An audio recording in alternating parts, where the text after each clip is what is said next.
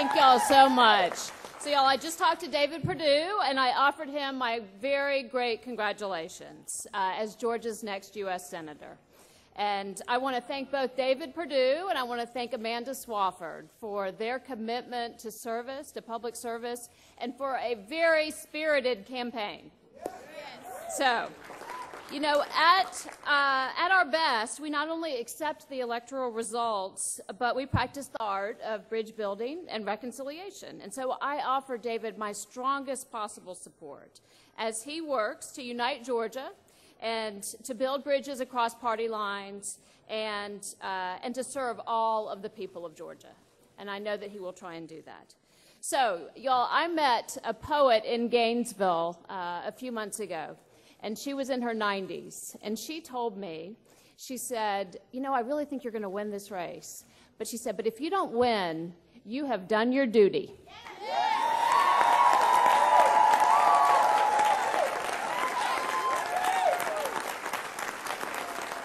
And you all have more than done your duty.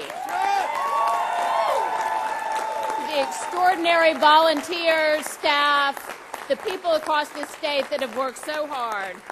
We have offered up Georgia a true choice, and we've laid the groundwork for this state. We have changed politics in Georgia, not just tonight, but for the future.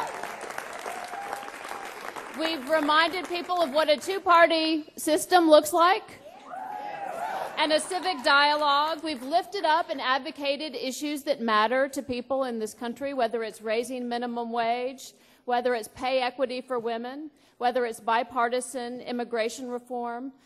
These are just a few of the issues that we've helped remind people are at stake, whether it's making sure that all of our young people have an affordable and clear pathway to college, or whether it's universal access to pre-K. These are issues that we have lifted up and that will continue to be lifted up. So I am very proud to have stood side by side in this campaign with thousands of Georgians who've worked so hard. Your hands, I know, some of y'all's hands may be blistered from putting in all those yard signs. And your voices may be hoarse from doing all that shouting and talking and telling people how important this race is. And I know that there's a lot of tired feet tonight because y'all have been walking a lot of neighborhoods. And you could not have worked harder. You know, we have exceeded every expectation of what was possible in this race. I just want to remind y'all that just about 15 months ago, all of the political pundits said that Georgia was not in play, and we put Georgia in play.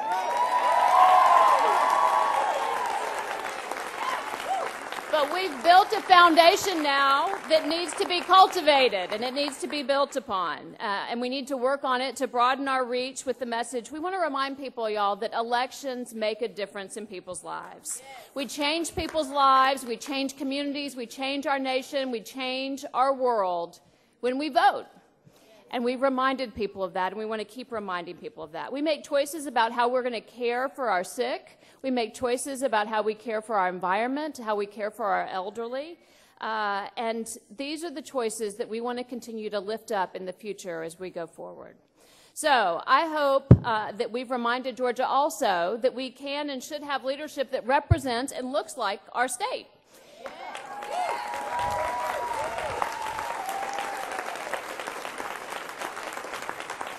You know, during the course of the campaign, I met with a wonderful group of Pakistani and Indian doctors in Warner Robins, and they told me it was the first time that anybody had reached out to them to engage them in this process. And when I left, they said, you've given us hope and you've given us inspiration. You all did that. So I started out this election saying that I'm optimistic about America, and I have never been more optimistic than I am right now today after 15 months of seeing. You all did that. So I started out this election saying that I'm optimistic about America, and of our Georgia State motto. Y'all have heard me say it, right? But I have seen it embodied in our Georgia citizenry, wisdom and justice and moderation. So tonight, more than anything, I want to thank you all, to the staff and to the thousands of people who've worked so hard on this campaign, for the future of our state, for the future of our country, for your commitment and for your dedication. Each one of you here has given so much, your talents, your resources, a lot of sleepless nights, and an unrelenting commitment. So I am so grateful to have walked this path with you, to be fighting for something that transcends us all and that we'll continue to work towards. And I want to say a few thanks to only my family, because otherwise it would be out of control, the number of people that I would have to thank. But I want to thank my parents who are here. They've taught me the importance of public service, and have been my father. Every single day of the campaign trail, I hear a story of someone who he made a difference for. And he's a great exemplar of what matters in public service. And he's been a role model and a great advisor throughout my life. And my mother, whose fierce determination, whose tireless work ethic and unyielding support has sustained me throughout this race. Ron, as he said,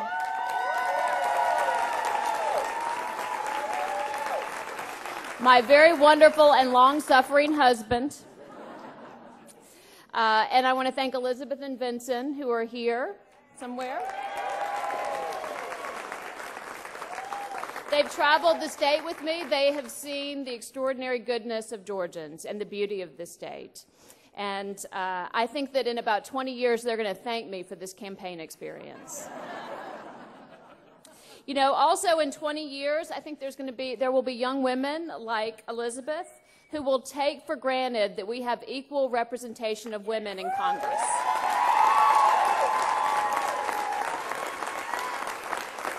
And equal pay as well.